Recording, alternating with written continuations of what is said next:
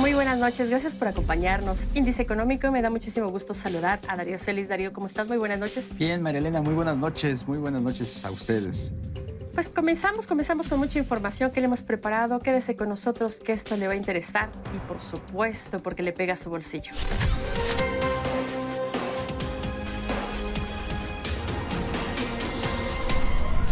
Las compras que realiza México al exterior alcanzaron una cifra sin precedente de 33.599.3 millones de dólares en mayo pasado, representando una tasa de crecimiento anual de 14.1%. Esto de acuerdo con cifras reportadas por el INEGI y el Banco de México. Las importaciones de productos diferentes al petróleo experimentaron una alza generalizada en todos sus componentes.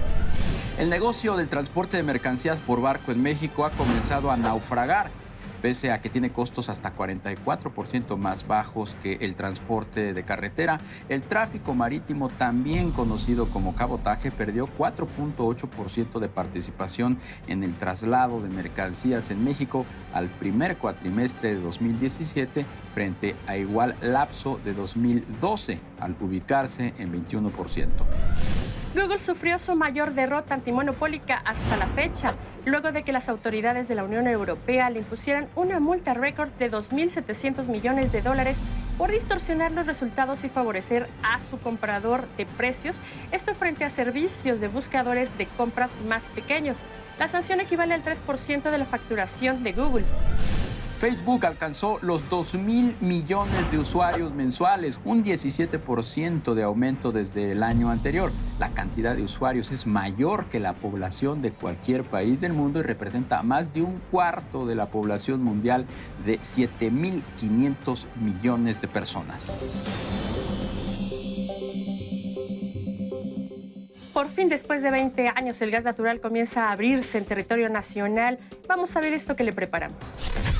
El gas LP y la leña siguen siendo los energéticos que encabezan la participación de los hogares en México, con 80 y 13% respectivamente. En tanto, el gas natural apenas representa el 7% de la participación de los hogares en territorio nacional. Pero todo parece que comenzará el auge en el desarrollo del gas natural. Son 10 las firmas que encabezan la producción de este energético y ya se preparan para atender la demanda que se avecina. La reforma energética aprobada hace 3 años es el detonante con la apertura de la iniciativa privada. De acuerdo con datos de la Secretaría de Energía, el crecimiento de la demanda de gas natural en nuestro país entre 2015 y 2029 será de 44%, pues en la actualidad México importa más de la mitad del gas natural que se consume en el país, dado que las 63 plantas eléctricas de este tipo simplemente no son suficientes para atender la demanda interna. ¿Cómo va a ser el desarrollo? ¿Qué tanto influye un posible cambio en el Telecán para el sector del gas natural? ¿Hay algún foco rojo que vuelva a frenar otros 20 años a este sector? Esta noche nos da mucho gusto recibir en Índice Económico a Ángel Larraga. Ángel Larraga es el presidente de Gas Natural de México. ¿Cómo estás, Ángel? Bienvenido, muy buenas noches. Muchísimas gracias por la invitación. Buenas noches. Buenas noches. Ángel, la industria de gas natural en México por fin se abre después de 20 años. Y México todavía está en un 7% del uso de este gas. ¿Qué nos puedes decir al respecto? ¿Se abre y qué tanta exponencia tienen? Ahora, la Secretaría de Energía, en conjunto con la Comisión Reguladora de Energía, han hecho unos avances importantes en varios aspectos. Uno muy importante, han separado la actividad de transportista de la actividad de comercializador. Pemex se ha quedado con la actividad de comercializador y las redes de transporte han pasado a Cenagas. Ese es un primer punto. Después se han abierto los ductos de internación, la posibilidad de importar gas directamente desde Estados Unidos. Con lo cual se abre el transporte, se abre la comercialización. En medio está la distribución, como tú muy bien decías. La distribución sí que tenemos un rezago importante. El mercado final, el consumidor doméstico en México, básicamente consume LP. El 77% del mercado lo tiene el LP como producto. Todavía hay un 14% del mercado lo tiene la leña. y únicamente la distribución de gas natural tiene un 7% del mercado. ¿Qué es lo que se tendría que hacer, Ángel, para justamente hacer que esa distribución detone, explote y empezar a equilibrar esa relación tan dispar que existe entre el gas LP, el gas licuado, que ha sido pues el medio de carburación tradicional, histórico en este país, que concentra el 77% de los hogares, versus el resto que es el gas natural, que se ha vendido, se ha promocionado como un energético más seguro, más limpio, más eficiente? Primer punto, desarrollar infraestructura de transporte. Se están ejecutando como unos 12.000 kilómetros de ductos nuevos. Hay que recordar que Pemex tenía 9.500 y en los últimos 20 o 25 años no construyó casi ningún metro. Luego ese es el primer punto, la infraestructura. El segundo, la posibilidad de que esa infraestructura sea usada por todo el mundo, por distribuidores y comercializadores. Eso hace que los clientes y los distribuidores nos podamos conectar a unas infraestructuras de transporte de una forma más ágil. Tercero, tener acceso a una molécula diferente en cuanto a que va a haber más oferta. Hasta ahorita la única molécula era la aportada por Pemex. Básicamente producción nacional y una parte importación. Y luego la tercera y última es dotar al sector de una regulación moderna. Lo que ha ocurrido por parte de la Comisión Reguladora de Energía en su momento planteó una regulación muy intervencionista, como si el sector del gas natural fuera el dominante.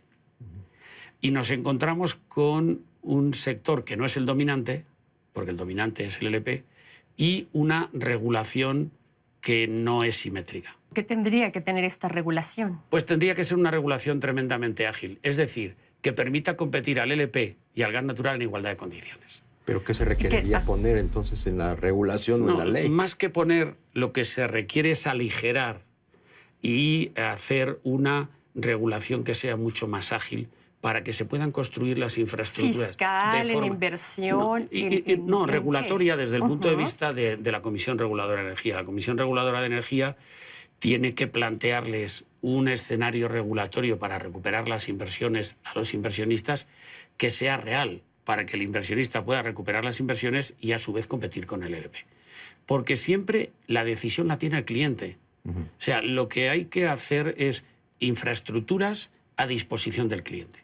Y el cliente decide si se cambia o no se cambia. Ángel, pero entonces, por ejemplo, la reforma energética no ayuda, no apoya, no aporta al gas natural. Sí, en la parte que hemos comentado de transporte, de competencia y de nuevas comercializadoras, sí. Falta ahora lo que en el sector se conoce como la última milla, que es la distribución. Ahí la reforma prevé que la Comisión Reguladora de Energía haga una regulación nueva, que esa regulación todavía no está hecha, está en fase de discusión, y lo que pedimos los inversionistas es que sea una regulación sencilla, transparente y equilibrada sobre todo con el competidor que es el producto LP. Una vez que se hicieran estos cambios regulatorios, ¿cuál sería el nuevo ecosistema que podríamos ver? Al final siempre acabamos en el escenario de precios y tarifas, ¿no? El escenario es que si competimos en un mercado con el LP y el LP está liberalizado, pues el gas natural también debe estar liberalizado. Entonces, sí que ya se está liberalizando la molécula. La Comisión Reguladora de Energía la pasada semana aprobó un régimen ya nuevo de ventas de primera mano que va a ser libre. ¿Qué pedimos desde el punto de vista de la distribución? Que sea lo mismo la distribución también, que ya sea una posibilidad de que el distribuidor pueda adaptar sus tarifas a la realidad del mercado. Hace un momento María Elena hablaba de la reforma energética. La reforma energética ha sido pues apabullada por el petróleo. Se habla más de una reforma en materia de petróleo, pero hay una gran reforma atrás que muchos dicen que es la reforma silenciosa, que es la eléctrica, en donde ustedes, Gas Natural, un gran jugador a nivel global, pues tienen mucho que decir al respecto. Sí, yo creo que en general la reforma energética en México está muy bien planteada. Pero en paralelo se ha planteado muy bien la reforma eléctrica y se ha planteado muy bien la reforma para dar juego a las energías renovables y también la reforma del gas natural, ¿no? En la reforma eléctrica, ¿qué se ha hecho? La reforma eléctrica se ha liberalizado la generación y se ha liberalizado la comercialización al cliente final. El modelo mercado eléctrico mayorista es un diseño, bajo mi punto de vista, muy exitoso y que contribuirá a realizar inversiones en generación y que los clientes tengan más ofertas. También se ha hecho una gran reforma y un buen trabajo en la participación de las renovables. Y ahí hemos tenido una ventaja como país, y es que hemos aprendido de los errores que se cometieron en otros países, como por ejemplo España, donde el subvencionar a las renovables llevó a una crisis tarifaria importante. Aquí no. Se ha planteado una reforma del desarrollo de las energías renovables muy, muy interesante, porque los proyectos se están desarrollando con mecanismos ágiles, con inversión segura y dando ya un servicio al cliente final. Con lo cual, el porcentaje de participación de las renovables en la venta de energía final en México será importante en los próximos años. Ángel, como presidente de Gas Natural y como presidente de la Asociación de Energías, ¿te preocupa algo en este detonante, en este desarrollo, en esta liberalización del sector de gas natural? En el sector de gas natural, el escenario es que en la parte de molécula y comercialización hay una competencia de verdad. Y para eso, bueno, pues hay un instrumento que la CRE ha aprobado, que es la regulación asimétrica de Pemex, de tal manera que Pemex se vaya acomodando al mercado, pero no juegue el papel de dominante que ya jugaba, sino que sea un jugador más, será un jugador importante. Y además la aparición de productores nuevos en el suelo mexicano contribuirá a incrementar la producción nacional. La industria mexicana, para ser competitiva, necesita gas natural y hay una demanda muy superior a la oferta. Durante un tiempo lo que va a ocurrir es que no va a haber producción nacional suficiente y va a haber que traer gas natural licuado o importar directamente por las conexiones nuevas que se están construyendo con Estados Unidos. Eso, mientras llega el incremento de producción nacional de los nuevos productores, dará una situación de seguridad al suministro, bajo mi punto de vista, importante. Entonces yo creo que, por resumir, la pregunta está muy bien planteada la reforma si se cumplen todas las bases que se han planteado. Pues Ángel Larraga, presidente de Gas Natural de México, un gusto que nos hayas acompañado esta noche. Muchísimas gracias. Muchísimas gracias por la invitación. Gracias, qué amable, muy buenas noches. Buenas noches, Marilena Vega. Buenas noches, Darío Celis. Y buenas noches a usted. Muchas gracias por el favor de su atención. Nos esperamos el próximo miércoles aquí en Índice Económico. Hasta entonces. No se pierda el próximo sábado el documental El Error, ficción, miedo, debacle, por Azteca 13 a las 11 de la noche.